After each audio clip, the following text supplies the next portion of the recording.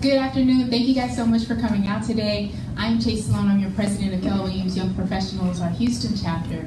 And we're excited to bring you guys Lesli Akers, who's the president of KW Luxury, and she's got an amazing story. You guys are in this room because you guys have chosen to invest in yourself. And as we mentioned, we want to bring events of value that can help grow your business. And so we encourage you to, this is really informal. We are streaming in the private Facebook group, but if you guys remember MTV Unplugged, y'all remember that? And it was like a chance for you to just really ask your questions. So we're gonna listen, but we really want this to be an opportunity for you to ask the questions that you've been wondering, how you can grow your business, and hopefully you'll go out here and just like kill it, right? So with no further ado, Lesli, thank you so much. Thank you, Chase. I've got to tell you, I met Chase after an FSO, wasn't it? Yes. And I was so impressed with the questions that she asked me, her presence, her eye contact, your professionalism, but with a lot of heart. But she asked me great questions. I don't know if you remember that. Yeah, I think that one of the things that I've learned is that great leaders ask great questions. So I'm always telling you guys, have a question, like, right? And so thank you for that. And it struck me, right? It struck me. And you had met my nephew, Hunter Akers. He's in the South Lake office. Yes. And he had just gotten his license, and y'all had met at Quantum Week. Yeah, Hunter's a QL graduate. He's now started and launched his business. He's doing great things. I mean, we're watching him grow, and that's awesome. It's so much fun to see. Of course, when it's your nephew, it's always a little kid. And I'm hard on him because, you know, I'm like, get to it. No, he's sharp. You know, I think that's also one of the testimonies of QL is that, I mean, he came in, was ignited, and I mean, it's been great. He's just a great young man. Well, I was saying to Chase, you know, you don't just get places, right? You earn the right, and I didn't know if you might be interested in my steps to get where I am today. And so I started out in corporate America after school, and well, I'll tell you actually kind of a funny, and I'll be quick, a funny story, is I graduated actually from Purdue. I went to Ole Miss, the University of Texas, and then I graduated from Purdue and with honors. And you know, went out on all my interviews, and none of the companies I interviewed with ever asked me my GPA. And I mean, it just bugged the fire out of me because my grades were very good. And so I focused on that, and that was a life lesson. I thought, what the heck? No one even asked. Had I known that. Yeah, no one even asked. I wish I'd known that sooner. But anyway, so right after school here, I graduated with honors from a great university. And what do you think my first job was? Just guess. Throw it out. Assistant. Nope. Retail. Kind of. Restaurant. Mary Kay. No, but close. No, but close. You ready? I sold Cutco. Really? I sold Cutco. All right. Now, this was a long time ago. And I worked for Vector Marketing. And I sold Cutco cutlery. And I'm proud to say that at that time, I was number 17 in the country out of 20,000 sales reps. So it was some of the best training I ever had. And after I did that for a summer, they had me do troubleshooting and speaking, and I loved it, right? But that's not what I want to do forever. And I have a lot of respect for the sales skills and the marketing that they have. And so I went from there, and I leveraged that experience. I was an intern for Dr. Kenneth Cooper in Dallas. And so that was my field. And then I left that. I kept selling Cutco part-time because I was an intern. It was such an honor that it was free labor from 8 in the morning till 5 in the afternoon. So I worked after my full-time job, right? And then I interviewed with all kinds of companies, and I did a knife presentation for the head of a very large corporation, and then they hired me. I was in the retirement living industry, senior housing. Did that, worked my way up. I was a troubleshooter for them. I was in charge of their sales and marketing. And then I just built a career in that. But in 1996, I wanted to fulfill my passion, which was selling real estate. And I joined a little no-name company called Keller. And nobody had heard of them, right? They're like, Keller who? Right? And this was in 1996. And by the way, I remember the McKissicks. I remember when they had first started training. And I remember all the people from that time. Anyway, fast forward, in 1997 mid-year, I left real estate, even though this was my passion since I was 12. I knew this is what I was going to do. This is what I wanted to do. But I went back into the senior living industry. Then I had my own consulting company in that field for a while. And then I came back into real estate literally a week before 9/11. And joined my mentor at the time with another company and joined his team, which people almost fainted after running a company. They wanted to know, why would you be on a team? You could go open your own brokerage. And I said, I'm tired of running a company. I want to sell and help people. And so I joined his team. It ended up being a great partnership. We were partners for a long time, actually, and I helped him build his team. And then we started our own boutique brokerage, where anybody doing less than $5 million a year was an intern. And this was during the early to mid 2000s. So that was a lot of volume back then, right? There was a lot of business back then. Not that it didn't today, but it had a different weight to it.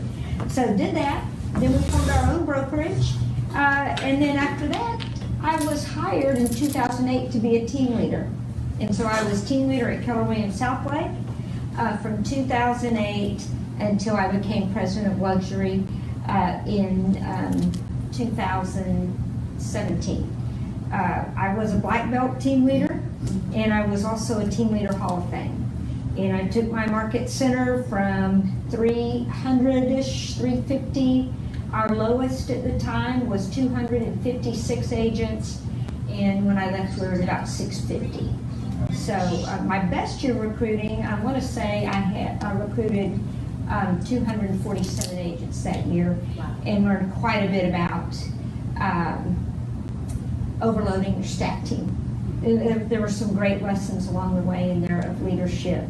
But I am an agent advocate. I tell you that because I love agents. I love what you do. I love to see you succeed. And I look at real estate, quite frankly, as a ministry in a way to really serve people at a really high level. At a really high level. I loved it. I loved selling real estate. One of the things that stood out, just as you were giving us your history and your background, is a couple of things, and that was service standards and then being scalable. So you said that you joined a team, even though you had your success, you found an opportunity to serve and help build somebody else's business. That's cool. And that really kind of opened doors into your into the next opportunity. And then the second thing I heard were standards. So people that were producing less than 5 million, they were interns, just no question about it. And I think a lot of times establishing standards in our business is one of the first things that we have to learn to do.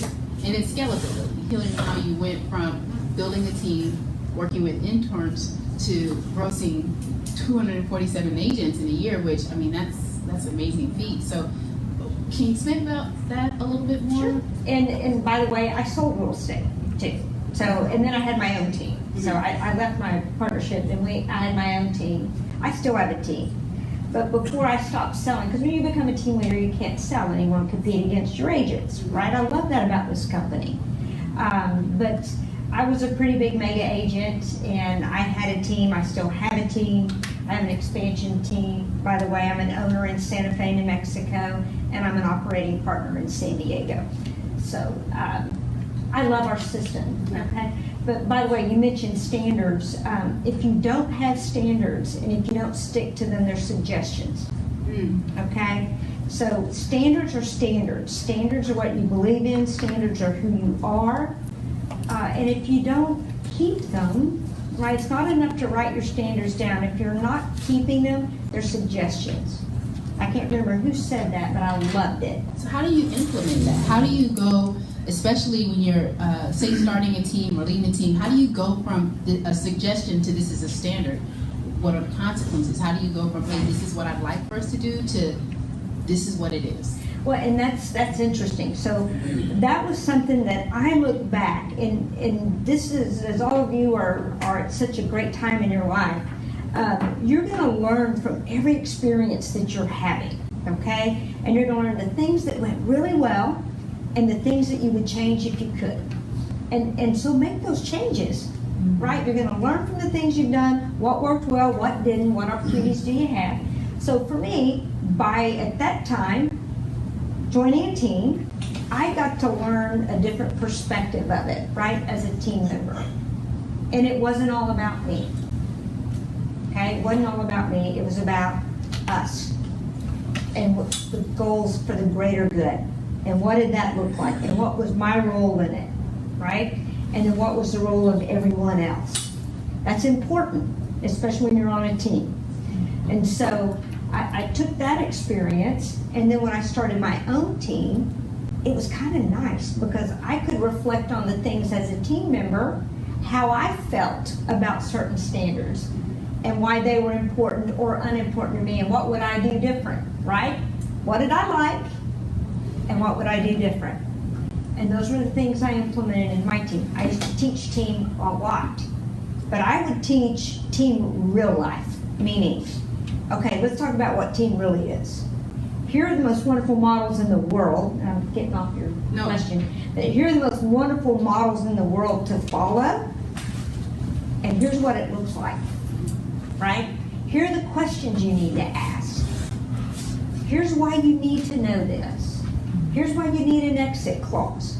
Have you thought about these things? Well, that was from living through that, right? As a team member, and then also as a team lead, a team owner, and then as a team leader of many, many agents, okay? So you have to establish standards to bring it back.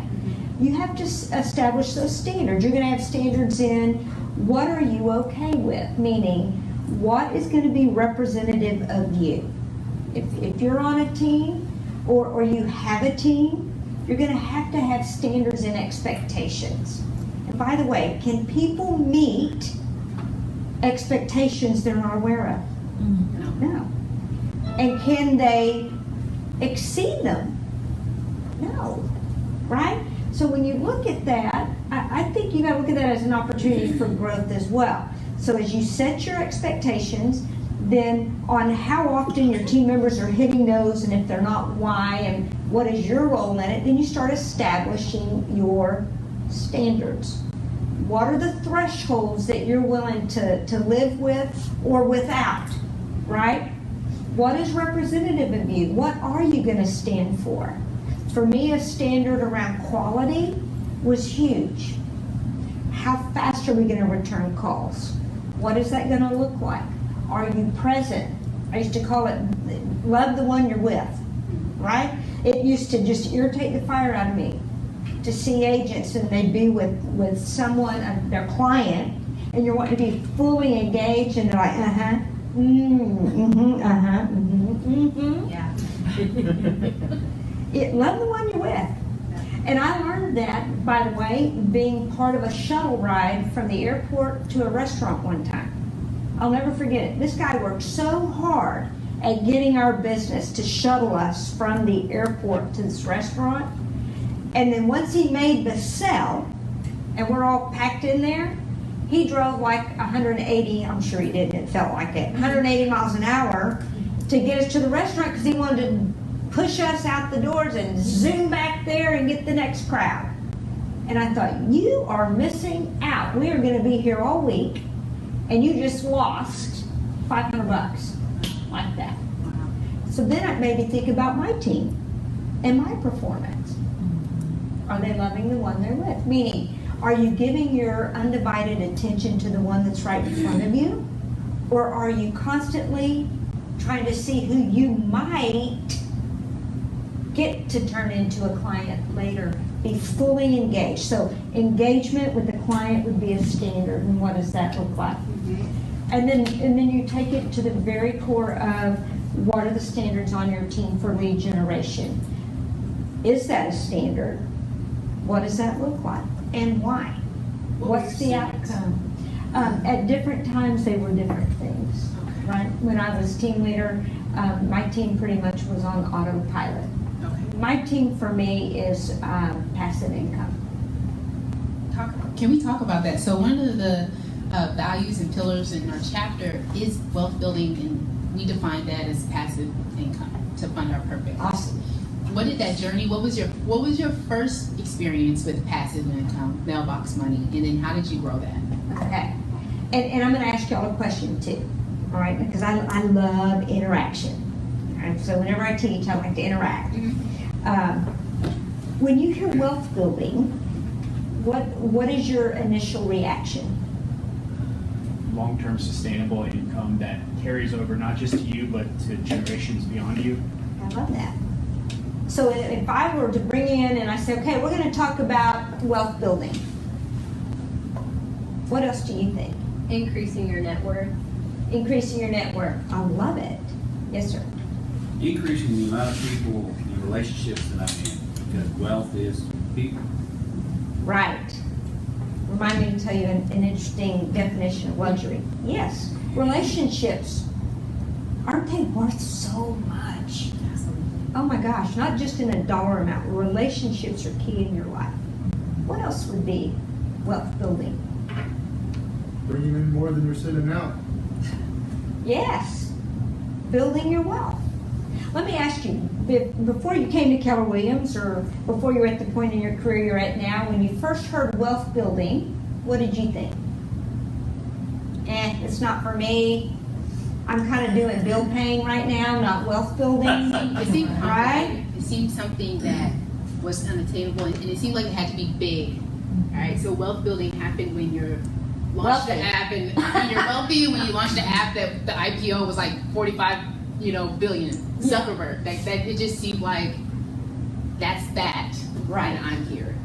We all are sharper than most people, right? And I know that's why you're in YP, right? You're young professionals. Y'all are cutting edge. You're sharp. You've got it going on, right? You are the future leaders of the company. Because I would tell you, not all agents look at it with those answers that you gave. I think in the beginning, when a lot of agents get in the business, they think of it as bill paying, and they can't even fathom the word wealth. And I'm so thankful to hear you say that you actually see what it is. It's an opportunity to build something, and it truly is. Passive income becomes a big, big part of it. Some of it may be a little more active of it too as you build your wealth, but the passive wealth building is powerful, and you're at an age to really maximize it. I love multi-level marketing. I'm a multi-level marketing junkie, okay? Or I used to be. Right now I'm a little too busy for all that. I got a few roles going on, right? But you see, I loved it. I loved it, and it was an opportunity. If I believed in a product, I could sell it. If I truly believed in what it was, I could sell it, right? Because I believed it could benefit. So if I felt I could be a benefit to you, it was important to me. By the way, that translated for me through being a team leader. If I felt there was information I could share with you, that was a tremendous value to me. And I remember that question. I know I keep getting off your question, but I remember being asked that, why would you walk away from your business to be a team leader? I mean, everyone thought I lost my noggin. They were like, what are you thinking? You're gonna go be a team leader in this great business? But there's something about empowering others and seeing them be the best they can be. That fulfills me. I love it. I love it. And don't get me wrong, I've kept my team. Yeah. Because that fulfills me too. Right? Sorry. No. So let's talk a bit about confidence then, because whether it was selling knives or Yeah. selling luxury real estate, or I don't want to say selling a dream, yet empowering others. Yeah. There's a level of confidence that says, okay, I'm going to take this leap. I know I have something of value to share with you, right? But are you that person on the shuttle bus like, wow, I could really bless them? I don't know enough, like that drunk monkey, as we call it. How did you establish, build, and have such a confidence? I imagine that it's very easy for you to engage and connect and know your value and your worth. So all of us thinking of that shift, you guys, again, I'm just shooting questions off, but you guys, whatever. What does that look like, and how did you get from knives to all in Okay, and I didn't answer the question about wealth building. I want to come back to wealth building. Yeah. But, you know, I've always felt like I have something to say. And, you know, I feel like I was kind of blessed with that.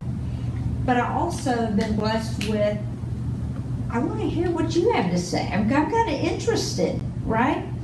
And as long as I felt I was in my element, I was raised by parents who told me I could do anything, and I believed it. And it made it very hard for me to finally make a decision what I was going to do in school, because I changed my major, and I thought I could be genuinely anything. And so I think what I learned was, as long as you believe in your capabilities, right? And it isn't always about you, to me. For me, it wasn't always about me. I've always been drawn. I'm curious, right? When I see people, I'm curious. Tell me more about you. I'm interested. And when you can be interested outside of yourself, it is amazing how you will reach out and connect, because it becomes important to you. But I was confident in who I am and that I had something to offer, right? Now, I didn't talk about things that I didn't know anything about, right? I mean, sometimes I did, but not with great authority. So look for opportunities to talk about the things that you are well versed in. You'll be amazed how those opportunities will appear once you're open to having those conversations. And if there's something that interests you, learn more about it. And if you're genuinely interested, that might be your conversation, right? Like we were just saying, Mike, and I'm listening to what you do. I don't know how you do what you do, but I immediately was interested in the benefit of it, wasn't I? Right? And I said, oh my gosh, tell me more about that. Did that make you feel less important or more important? More. And by the way, that wasn't phony. I was very interested, right? That's right. Okay, it was the same way with me, even when I sold knives, believe it or not. Everyone didn't need the homemaker plus 8 or 10 or whatever it was. But I had a special no matter where I went. Like tonight would be the KWYP special, and you're gonna love it, right? So, and I would tailor make something based on the conversation we had and what was important to you. But I looked at every conversation as an opportunity to learn, but to give. And I genuinely go back to the more you give, the more you receive. So the more you give of yourself through thought, through tone, through words, I'm a kind of weirdo. I think about door knocking. I think about driving down the street, and I make a point of smiling. Because you know what? I've had the great blessing of living in some wonderful areas. My last one in South Lake, I remember driving by. This is a very fluent area, very much like where we are, right? And to see some of the scowls on these faces, I'm thinking, are you kidding me? Can it be that bad? Look at you. Look where you live. Look who you get to touch. Look who you get to make a difference in lives for. I mean, when you can engage on that level, it is so different. I feel that way at the grocery store. Do you look people in the eye and say hello?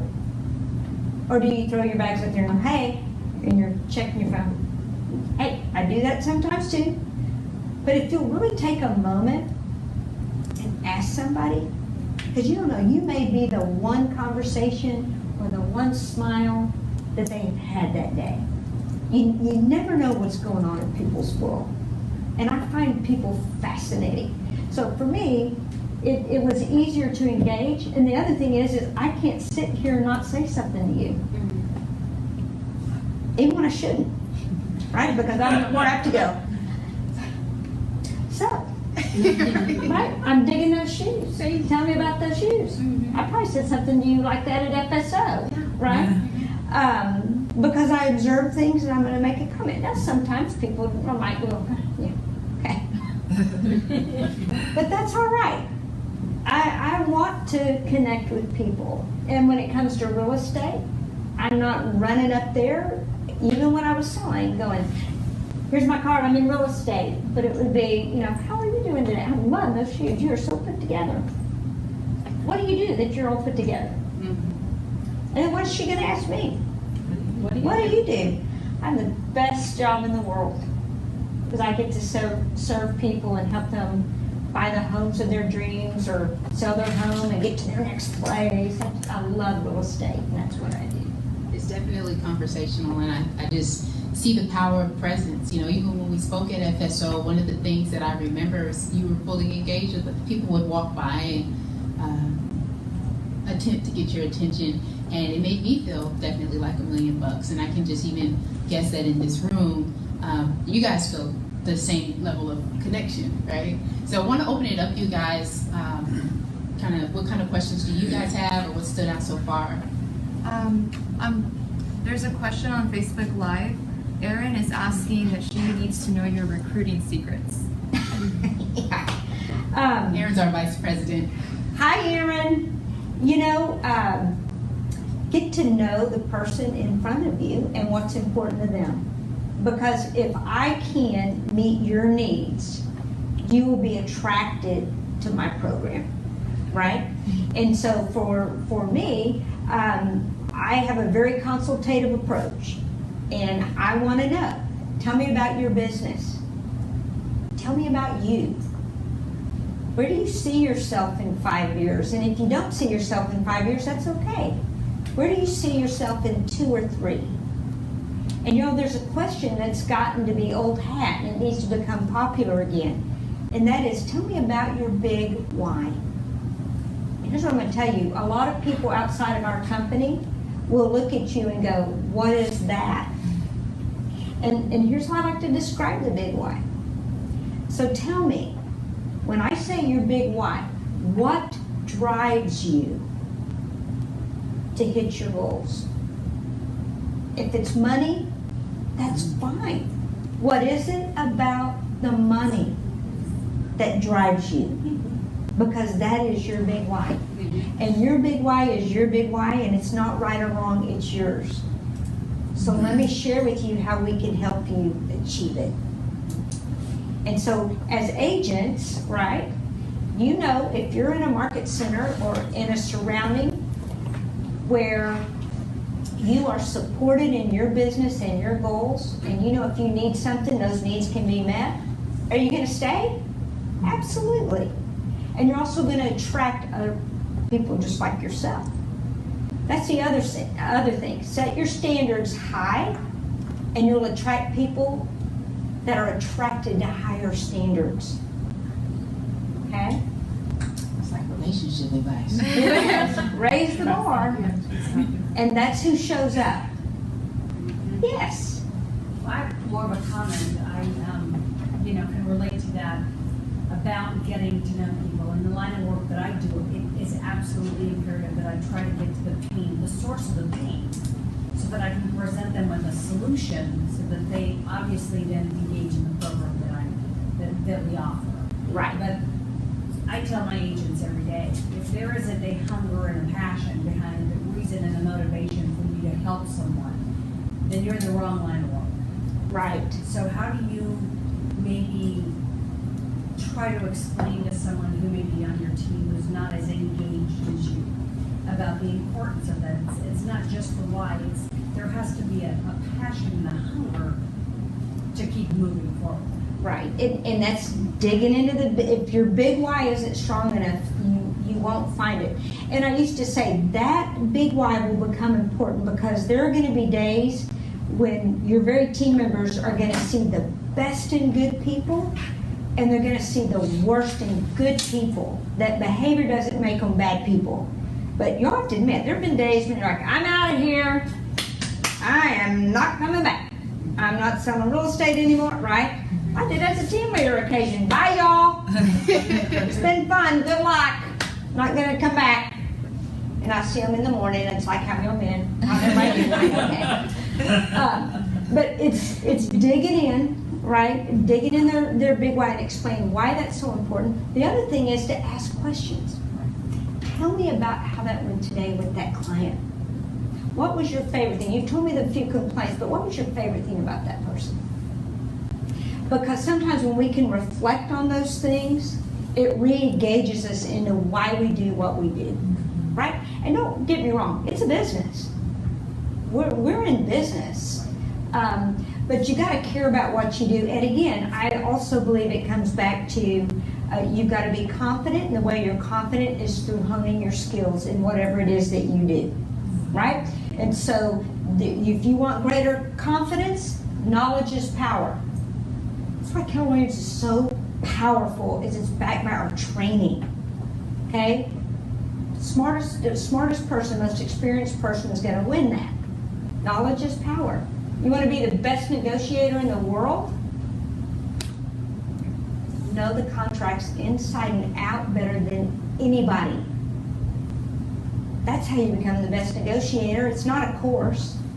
It's when you really know the contract and understand the contract, you will negotiate it at a higher level because you know how everything's being positioned and how it all comes together. You know the questions to ask before you ever fill in a line of it. Make sense? And then it changes your approach. You love how I get on the subject about this much and then I go way around. I think it just means that everything connects. That's what I think. I mean, I'm a black belt in rabbit holes, so definitely good with it. What else we have? Adam. So I would like to start getting into luxury. You were at the Met last year, and I was so ready to sign up, but I'm like, I don't know nothing yet. So I'm trying to like figure out where I should jump in. Like right now, I figured I signed up for an open house in the 600 plus range. Perfect. And I figured maybe that might be my best start, but then I'm like, what do I do when I'm there? Like, is there anything specific I should know with a higher level price range? Perfect. I love that. Doesn't everyone want to sell luxury? Yes. Yes, right? And by the way, you can be in luxury and sell traditional real estate and luxury. And that is the way you would want to do it, by the way. That's the safest business model. You don't want all your eggs in one basket, right? So if you're breaking in, there's some different ways to do it. Again, I would tell you that knowledge is power. And as an agent breaking into luxury, I would do a couple things. First of all, I would go and look at new construction. And if the builder's there, ask them questions. If they're not there, call them and ask them questions. Tell me about this stone. What is this stone called? Let's say Cantera stone. All right, y'all know what Cantera stone is? It's a natural stone that's kind of pitted and has a little more color in it. It's typically from Mexico, South America. It's a beautiful stone. It's like an ancient stone. So I would ask the builder about that specific stone, or why they did brick here, exposed brick. Tell me more about, and do you see where I'm coming with this? But I think as agents, sometimes we don't want to look like we don't know. Here's what I'm going to tell you, you don't know. So ask, right? And it's a compliment. The builder loves that you're engaged in this conversation. You know, one of my favorite questions with the builder is to say, what is it you're known for? So if I were describing you to my clients who were trying to make a decision between two builders, what is it that you're known for? Because what are we really asking? Why should we choose you? Why should we choose you? What is your value proposition? But in terms that they're going to really grasp onto is, why you? Tell me what sets you apart. What are you known for? Is it straight walls? Is it how you frame? Is it your millwork? Is it your hardscape? What is it that sets you apart, right? By the way, does this builder now think more of you or less of you? More. Yes. We're now establishing, back to your original question, we are now establishing a relationship. Based on who? Them. Tell me more about you. Yeah. Okay? So you're going to learn. And then you tell them, I really appreciate the information because this is a market that I really want to tap into. I've got connections that I think would be a great fit for this product. I would love the opportunity to help you with this home. Okay? Would it be possible for me to hold this home open on occasion for you? Right? I did a lot of business from open houses. I built my career on open houses because it was connecting with people, finding out what was important to them, and finding a solution. So you did builders open houses? I did. Custom home builders. Okay. I hold just about anything open, but yes, the builder open houses. Now here's the thing. With that, you're learning and you need to ask questions. The other thing is you can go to a marble or a tile, right, like Arizona tile, go through with the sales rep and ask them, can you tell me more about the granites? Can you tell me more about marble? What are the best marbles for bathrooms versus kitchens and why? Start your product knowledge. Go and learn about appliances. You need to understand why a Sub-Zero is $18,000 instead of a $4,200 refrigerator, so that when you do show a home like that, you don't go, oh, this is way overpriced. Right? Because you need to be able to find the value. So to break in, the first thing is knowledge. And here's what I'm going to tell y'all. The more you know about construction, and when I'm talking about construction, you don't need to know, how far apart are the studs and the framing. You need to know the details of the home so that when you are in a home like that, you can express it correctly. Okay? You need to be able to speak their language. So breaking in, you need to get knowledge. Go look at all the appliances, even if it's at Best Buy. Start noticing dishwashers and what they cost and why. Ask the salespeople. They're probably bored. They will love this conversation, right? And then you can say, well, I really appreciate it. I like to have this knowledge with my clients. Oh, what do you do? Well, I sell real estate. Hello, business card, sell, down the road, right? This is our business. That's one way. So open houses. Also, here's the thing. As the market starts adjusting more and more, there will be more inventory. I would ask your agents, your fellow agents in the luxury division now, that if they have any homes that you can hold open, that you would love the opportunity to learn. Ask to shadow them on a listing. Look at their marketing materials. Get a feel for it, right? And then be available to do something for them too. Okay? But here's the thing, if I have 22 listings or even 12, I can't hold it open every Sunday. And by the way, if you want to impress an agent, you know everything about that listing and you dress the part, because here's what I'm going to tell you. You represent them. You represent the agent and you represent the homeowner, and then you represent yourself. Please remember that, okay? That's a biggie. Breaking in, that's how I do get the knowledge. I would take the Institute for Luxury Home Marketing course.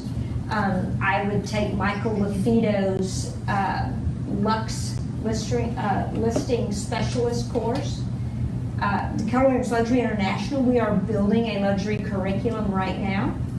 And it is on how to break into luxury. Once you're in, how to break through your next ceiling of achievement. And then advanced luxury.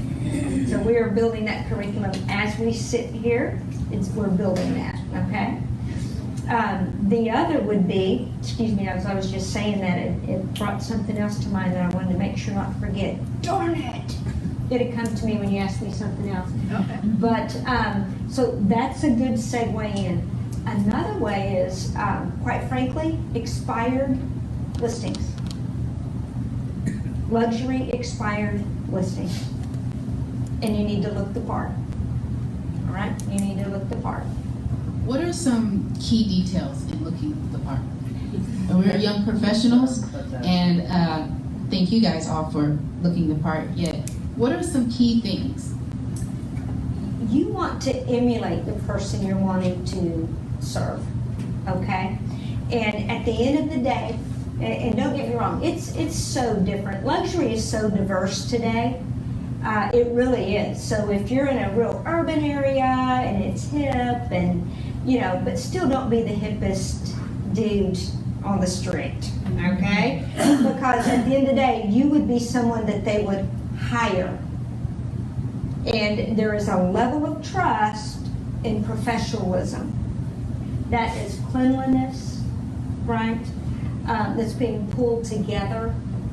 I'm not going to say don't wear denim, right? As long as it's pulled together, the jacket and clean shoes and, you need to be pulled together. You don't need to look like you rode your bicycle to a listing, right? Or, I'm just trying to make a point there because I think we've gotten very casual as a society. And as you move up into luxury, unless it's just a certain kind of area, like I'm picturing I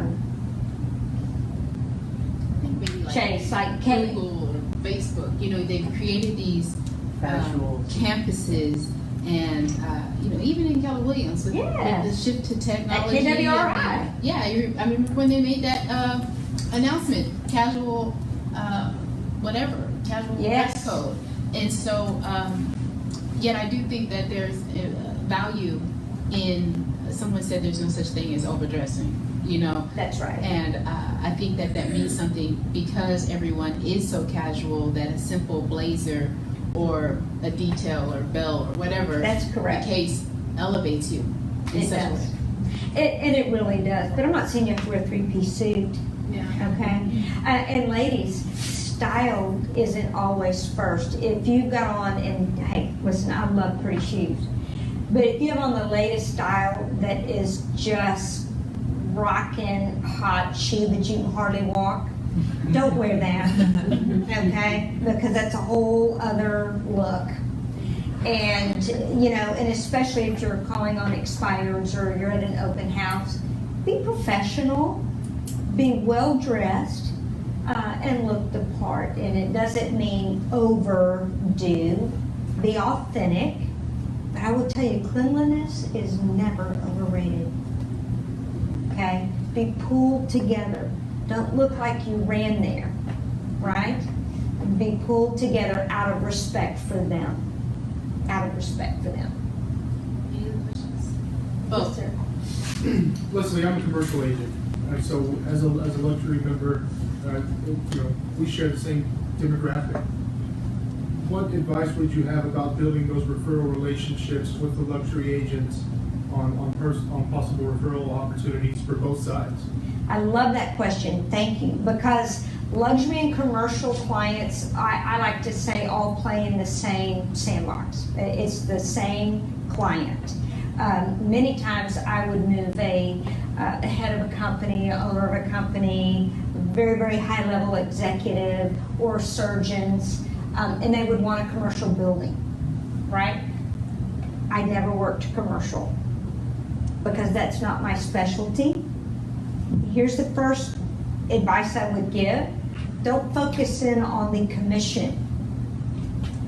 Focus in on what is best for the client. And if you are what's best for the client, then you pursue that. In my opinion, it's more important to preserve the relationship.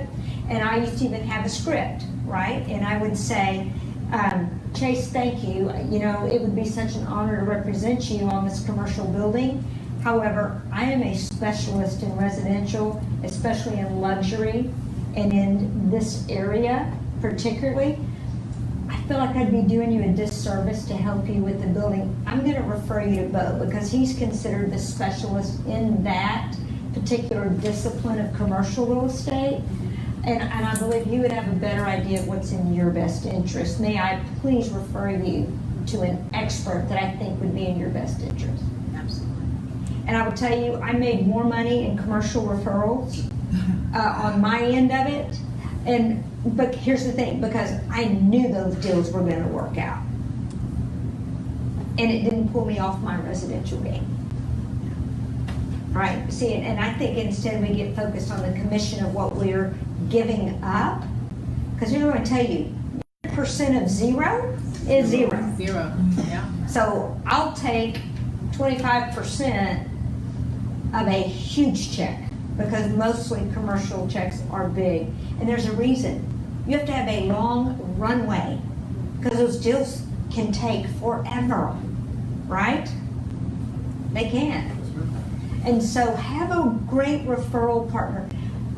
I would recommend that you be in those luxury, arenas, get to know your luxury divisions in your area, and position yourself as the luxury go-to for commercial, right? You want to show that you're, even in commercial, that you're going to give a boutique level of service.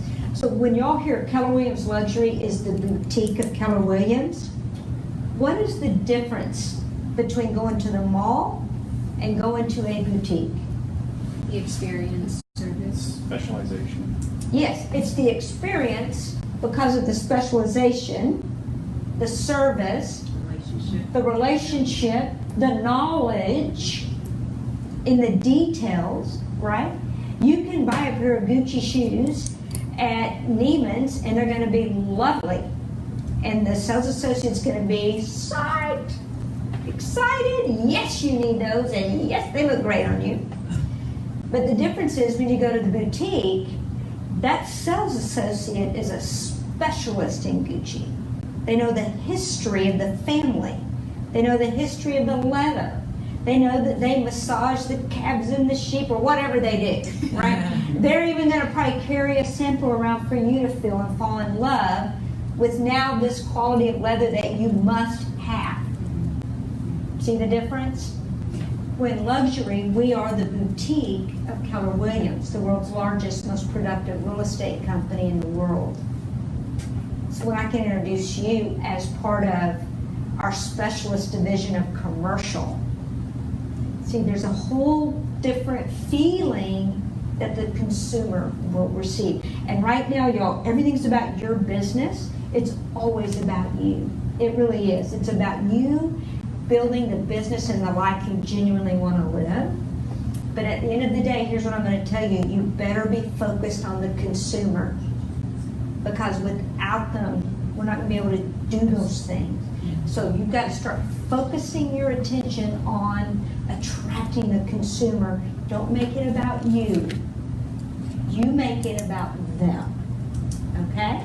And when it's about them, the more you give, the more you receive, okay? Karen, did I see a question? I did have a question for you. I just wanted to kind of bring it full circle on the passive income Yeah, thank you. wealth building question. Yes, ma'am. Yeah, so whenever you first started building your wealth and your passive income, what were some of those first few things that you kind of streamed off of and then started building thereafter? So at first it was actually, and I'm embarrassed to say it, especially since everybody's watching, but I'll It's a say, private group. Only the members are watching. So it's not- only all the young people, all of our young professional future leaders. In real estate, we are notorious for, unlike you, folks my age, which are over 40, not to have a P&L, okay? And they judge a profit by, was there any money left over in my bank account, right? And that is how most real estate agents look at their profit. So when I came to Keller Williams, quite frankly, now I was always involved in a multi-level market. I sold jewelry out of my dorm room, right, in college. Real jewelry is fantastic. All of your parents and your moms would remember the gold Ada beads, right? I sold all those beads out of my dorm room, which was great. That was my first passive income, though, because I built people to add. So I picked a jewelry that they added to, right? So it wasn't a one-time sell. And then it became passive because they always needed more of that and referral based, right? It's like, okay, this is good. And then, you know, like I said, I just enjoyed multi-level marketing. That was my first example of passive income, but quite frankly, it wasn't passive in the beginning. There's a lot of active to create the passive, right? But from the real estate perspective, it was more of actually establishing a budget and a profit and loss statement, okay? Because if you don't really know what your dollar numbers are, it's hard to build passive income, and it will stay active income, right? So get a look at that. That's another thing. In your business, if you haven't already, set up a separate account that everything runs through. Everything runs through that. Don't even mix any of it. You got one credit card for all your business stuff, okay? It will make your life so much simpler. But I would say by that very act of putting that in place and seeing where the money is, and then honestly, when I came to Keller Williams and started recruiting, and when I saw how much money it would take in your account to create the interest from profit share, the amount of money it would take in savings off of interest, just the interest amount of what you have in savings, you would have to have such significant amounts of money to earn a little bit of passive income, right? The interest versus profit share. That is when I got really excited about profit share. So when we talk about profit share, how do you connect attracting, especially agents nationally from outside of Keller Williams? How do you connect and engage and attract those, and I'm gonna even clarify it, cappers, right? Because sometimes, I know for me, it's easy to maybe attract a new agent, and I think those are great, and then there's time to develop. What does that look like from attracting people and building your profit share? So, and here's what I would say about new agents. Look for talented people.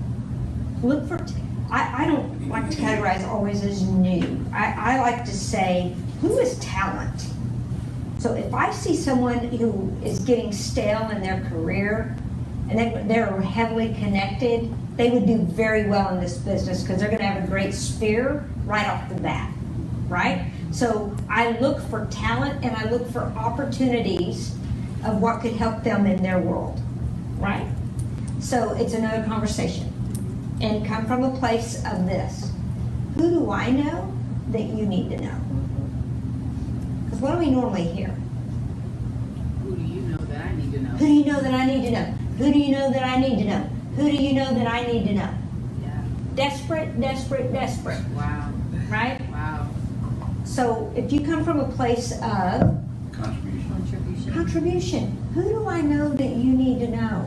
Oh, you're looking for employee. Tell me about in your business what you're looking for in your business. What positions are you looking to fill? I see. And they'll probably tell you, well, I don't know, I've been thinking about a career change. You know, you really need to consider real estate. No, gosh, I'm not cut out for that. You hear that all the time, right? Well, tell me about what it is that you're not cut out for. Let them talk to you. If that person's talent, then say, you owe it to yourself to at least check out what we do. And based on what's important to them, you think about what we offer as a company, how it appeals to them, right? Talent. Now, agents in production. Why would an agent in production fare better with us? Now, you have to believe it. Now, for me, there's not another company that's better than this company, and I mean it, right? I mean, I feel it in my core. I've lived it. I believe it with everything I have. So when I'm speaking with someone and I say, you know, you really should look at Keller Williams because I think it can change your life. If I have someone struggling through a contract, I go, you know what? You do so many things well. I can't imagine where your business would be if you just sat in on some of our contracts classes, some of our negotiation classes, what a difference it would make. Or maybe you pick up something in a conversation that you know they're in an office that is not high in culture, and they really don't fit the culture of the company they're with, and they would benefit from ours. Well, that's a great conversation of, you know, as I hear that, Chase, it makes me wonder if you were in a different environment, where your business would be. Let me tell you what you're not going to say. we'd love for you to come to Keller Williams, and I want you to be in my downline. Ugh. That is the biggest turnoff. No, don't speak in terms of downline. Our profit share is an opportunity to be part of our profit share tree. And what you might say is, hey, if you go and you check out Keller Williams, just remember that I'm the one that sent you, because you'll be asked if you do decide to join this amazing company, who was responsible for influencing you to come learn more? And I hope you'll think of me when you do that. Okay? How much better is that than, hey, I really want you in my downline. I'm going to drag you to career night. Right? It's got to be about them. The other sounds like it's about who? You. And we know it's about you, but it's about them too. Right? So think about profit share. I'm going to come back to your question. Think about profit share like this. Profit share. Gary said, for those who have grown this company, the company will share in its profits with you as a gift. Nowhere did he say, we're going to go focus on your downline. It's kind of the same thing culturally as the more you give, the more you receive versus the more you give, the more you get. See the difference? And I think when you're presenting profit share, it's important to understand it's a gift back to our agents for helping the company grow with great people, with agents like yourself who are in production. I can't imagine if you were to come over, or Chase, and see the systems we have in place. I'm not saying you have to do them, because none of us like to be told what to do, right? We're independent contractors. But just the opportunity to implement these models and systems, can you imagine where your business could be? I would love for you just to come learn more about our systems. And by the way, right now, our technology, I would say that, gosh, Chase, you know what? I would love for you to come and visit with our team leader, because we are being introduced to the latest, most innovative technology in our industry. Even Google refers to Keller Williams as innovative. I think you owe it to yourself to see how this could impact your business. See? And that is a true statement. Our technology right now is one of your greatest recruiting tools. But it's how you position it out there. You don't want to go to them and say, where you're at is ridiculous. Y'all don't have anything but bolt-on technology, and you need to get out of there and come to us. Well, first of all, they know what bolt-on technology is, and why it's more important, why it should be important to them, correct? See?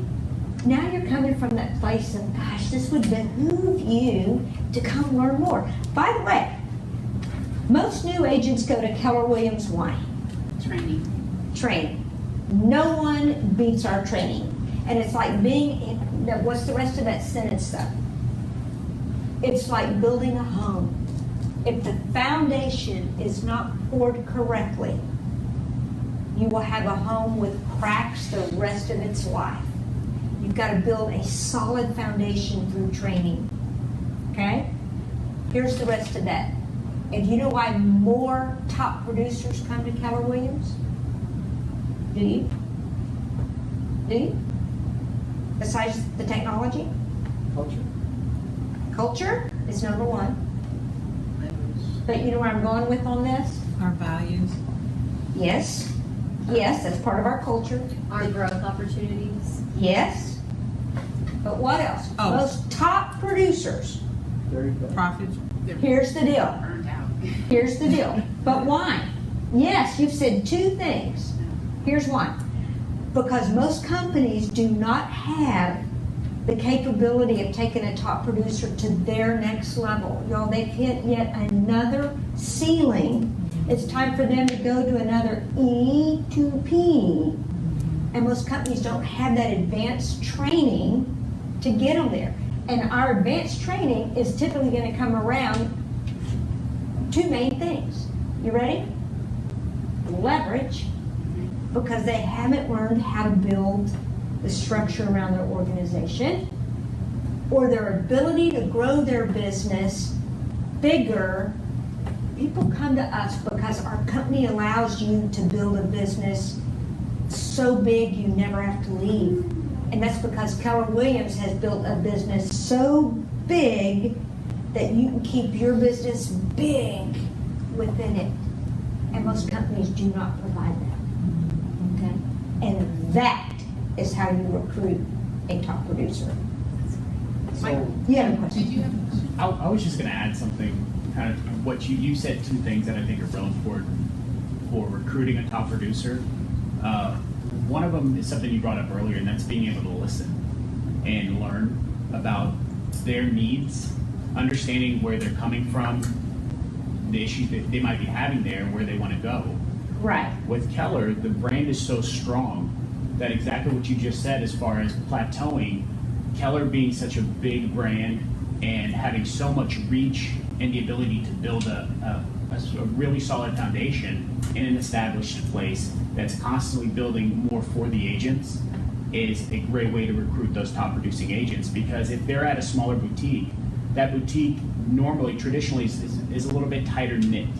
The branding is a little bit more restrictive. But here, I mean, just going to family reunion for the first time this year, it was incredible. There's so many people and so many connections that being able to leverage all of that together, I think is, it's the way It's you recruit huge. somebody. And when you think of leverage, leverage isn't always adding people, right? It's adding systems, it's adding people, right? Models and systems is the first thing of leverage, and that's before people.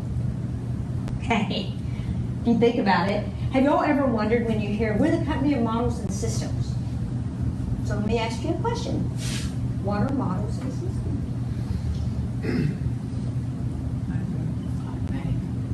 It's automatic. So here's what I want you to think. So when you hear this, see, we get used to the jargon, right? Models and systems. What is a system? For instance, an intake. What is your intake system? When a call comes in, what do you do? When it's a buyer, I do these things. Ba-da-da-da-da-da. When it's a listing opportunity, I do these things. And when you do those things, that becomes your system, right? And a model is when those systems have been done over and over and over and over and over and over and over and over at such a high level that it becomes a model of how to do it. So the Red Book is full of the best, this, and this, in this scenario, by top agents, you see, that it became the model. So when you hear, does that kind of clarify for you a little more what the model, because I hear people throw, oh, we're the company of models and systems. Yay! What does that mean? Because that is where you recruit. Because I have to understand, if you do these things, for this reason, you'll have success. And here's why. What are your systems? Oh, well, maybe you need more than two. See?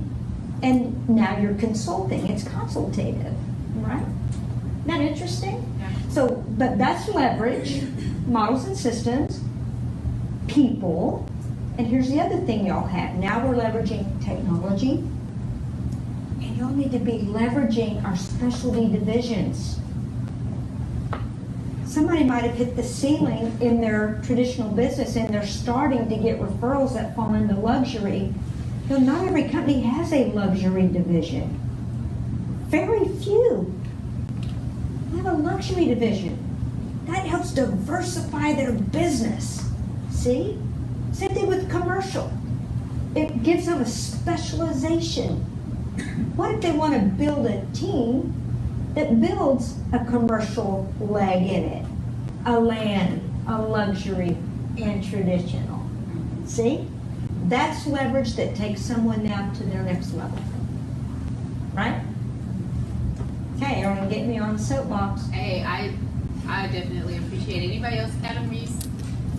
sparking you? Abigail? I have a question. Since you're the president of KW Luxury, what are some tips that you can give us to gain more members into our division? Thank you for that, because I for luxury or for young professionals? Young professionals. Okay, so let me ask Or you. how did you do it? Abigail's our Director of Public Relations. So I love she's, that. Definitely with our growth. So. Let me ask y'all a question. What is opportunity? So when you hear, well, I'm going to go to Keller Williams and I'm going to succeed in this, that, and that, because then I will have opportunity. What is opportunity? A chance for something that, will benefit us in big ways. Yes. What are some examples? Being here today. I love that, okay? Opportunities to help them grow their business and, quite frankly, their leadership opportunities. Now, here's what I want you to hear. I think a lot of people think of opportunity only as like young professionals. We're building the leaders and our leadership of tomorrow. What is that?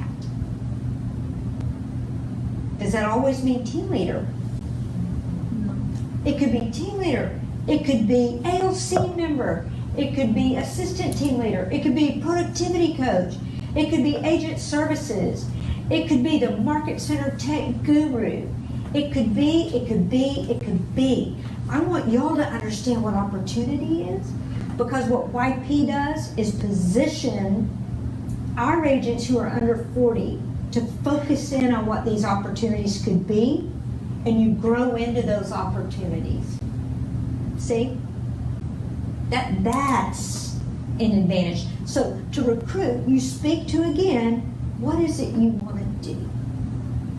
Are you aware of this opportunity we have through our young professionals? Because most companies don't even have a young professionals organization. It's your way to connect. It's your way to learn. Leadership. Leadership is a word, in my opinion, gets overused. Because leadership is a unique ability, and we actually teach it as a company at a really high level, right? And leadership, you don't find that everywhere. We find a lot of management, but leadership's different. So what is the definition of a leader? Because aren't we growing our leaders of tomorrow? What is the definition of a leader? Somebody who puts the well-being of everybody else before their own to help them grow. Yes, and when they do that, what happens? Everybody grows. Yes.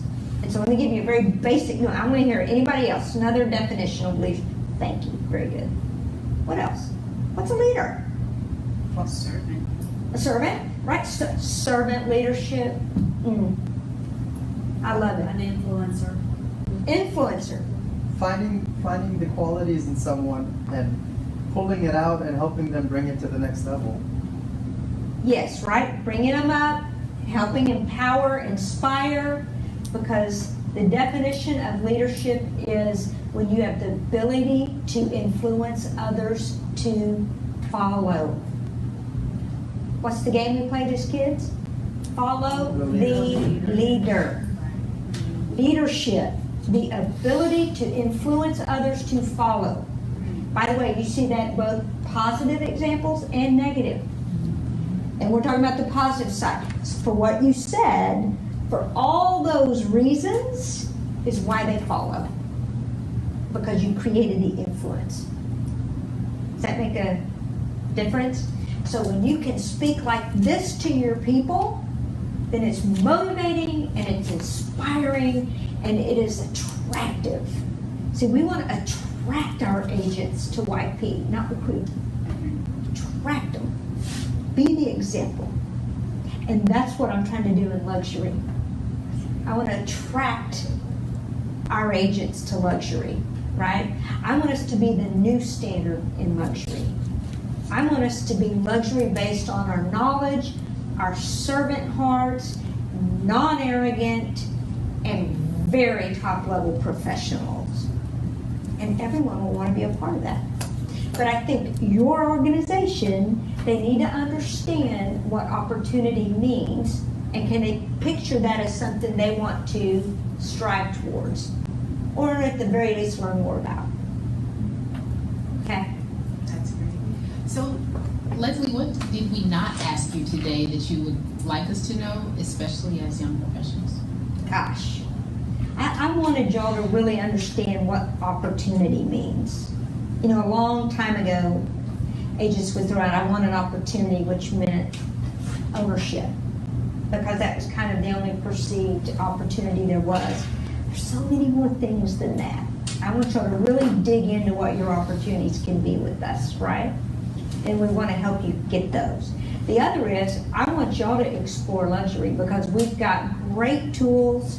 Our new video brochure is just off the charts, and what a great tool for expireds and really presenting yourself well. We want to help you twice a month on the second Thursday and fourth Thursday of the month. I have a call that you're all welcome to join, whether you're in luxury or not. And it will be best practices, and we'll pick a topic. It might be luxury lead generation or luxury expireds. How to tap into best practices by top luxury agents. So you start hearing the vernacular, you start getting familiar with the activities, because I want you all in luxury. And by the way, here's what Gary Keller defined as luxury. Ready? Not from a qualifying standpoint. It has nothing to do with qualifications. But he said this to me, and it really opened my eyes. And he said, isn't it a luxury when someone owns something they don't need? Makes you look at luxury a little bit different. Now, how do you take that and lead generate with that? Now, how are you servicing an investor? Now, how are you looking at second home opportunities for your clients? Right? So what if it's not $1 million second home? If it's $500,000, they're going to be excited. They're going to tell their friends. You're going to be responsible for that happiness in their life. And oh, by the way, that's a $15,000 commission. Just saying. How would we get added to the call that you were mentioning? It's a webinar that we have on the KW Connect calendar. Okay. And quite frankly, I need to make sure it's been open to everyone on KW Connect and not just my members, because I really want to use that to help grow everyone into luxury. And be watching for our courses. We really want to teach you how to break into luxury. And y'all are teaching us a lot about luxury too, because like I said, luxury looks very different today, right? Used to we would think of, oh gosh, what were their names? I'm just going to call them Mr. and Mrs. Howell on Gilligan's Island. Do y'all even remember Gilligan's Island? Okay, have your grandparents told you about that show? So, but there was this stuffy couple that was very wealthy. That is not necessarily what luxury looks like. And what I would like to hopefully leave with you is, I think you approach everything you do from a place of servant leadership. I really do. Okay, and it makes it feel totally different. Leslie, we thank you guys for coming out. Leslie, Anything else? We I want a couple ahas. I never leave without an aha or two. Let's just open up the floor. There's a mic in the center. If you just open up the floor for ahas. And then we'll leave. I know we're 30 minutes over. But we started late. Right on time. Exactly where we're supposed You to are be. awesome. You're a great leader, by the way. Yes. You are a great leader. Any ahas? I need at least 3 so we can go home. What'd you learn today that kind of surprises you a little bit, or at least made you think enough to go,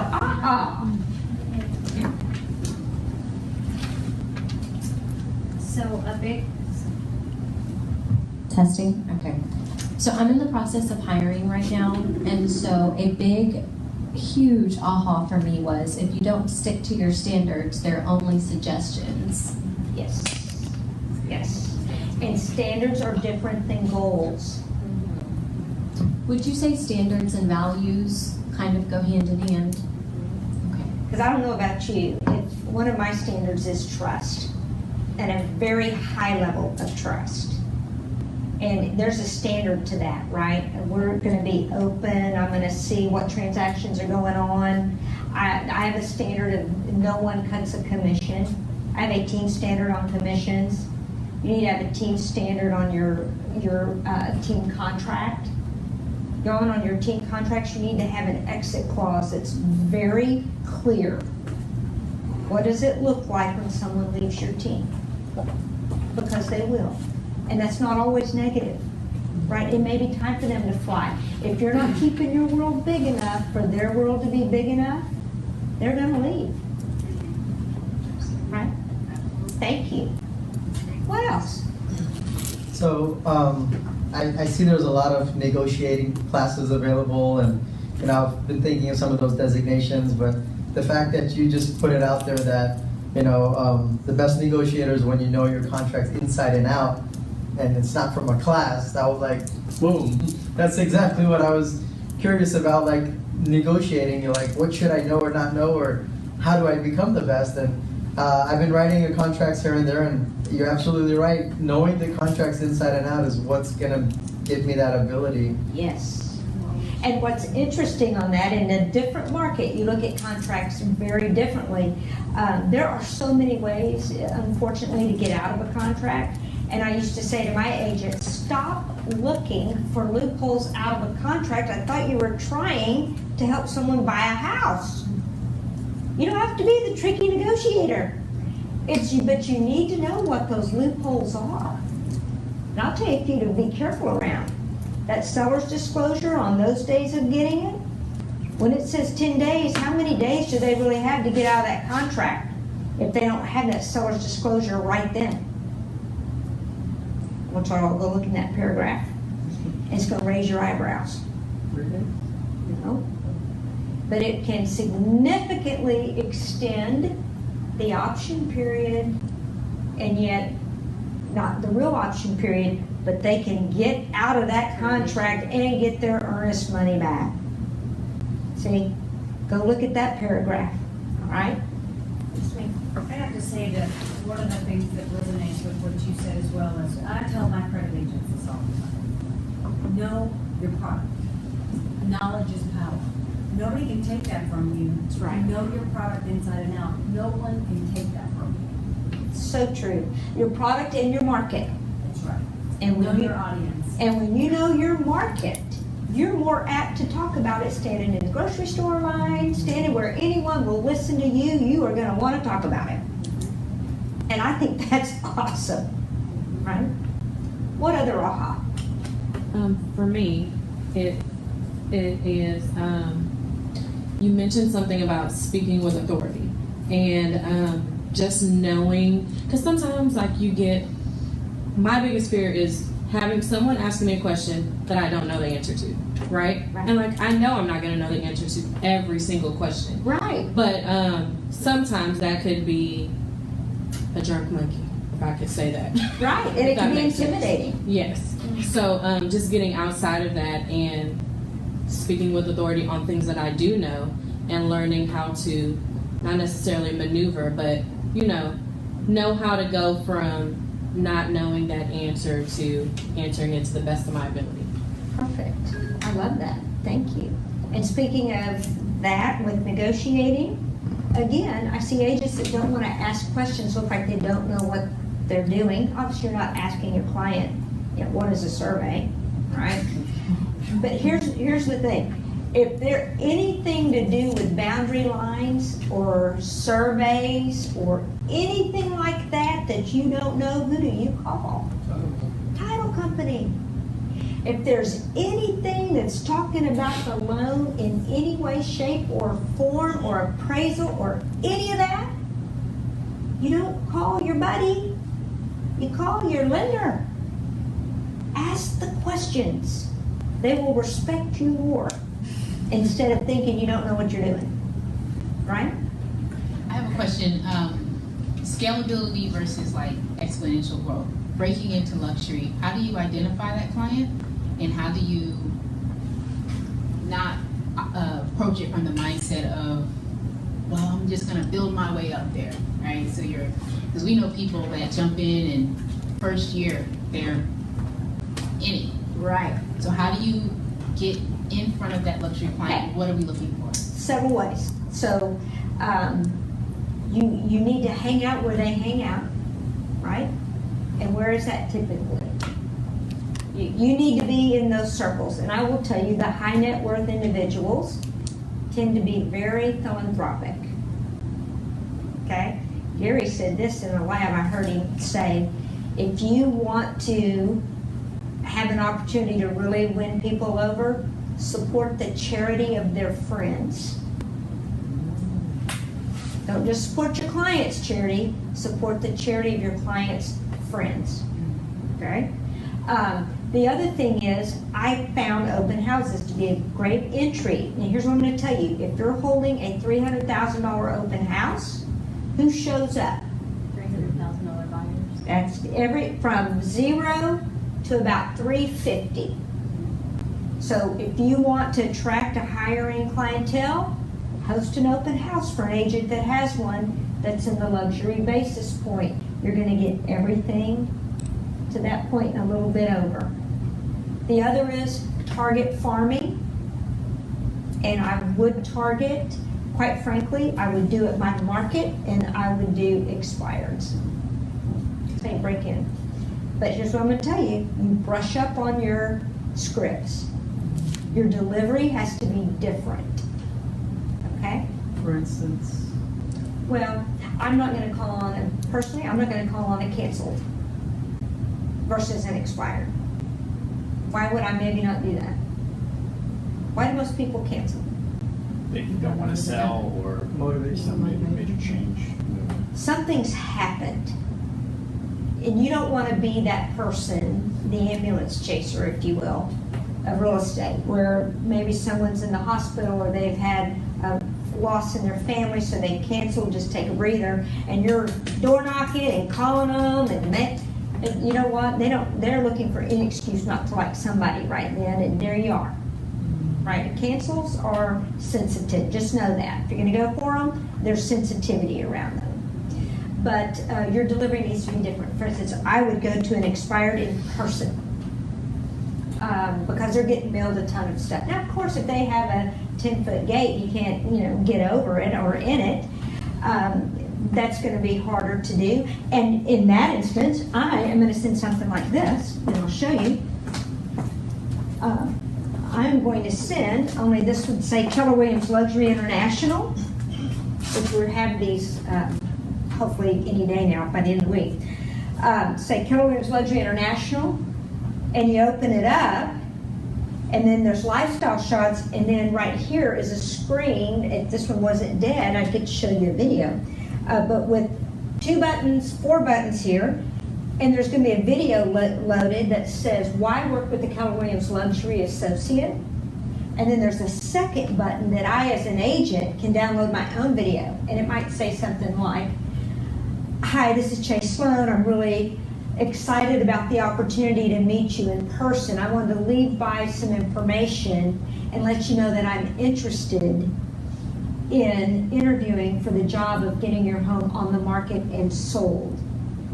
I have experience in this area or in this price point with this kind of success. Whatever it is, I'm leaving it on here, and I'm either mailing this to someone that I can't get through the gate, or I'm hand delivering it or having it delivered. Okay? And that will set you apart, and it will get you an audience. Absolutely. Okay. Anything else? Well, Leslie, we want to respect your time. And, Well, thank y'all. Thank you so much.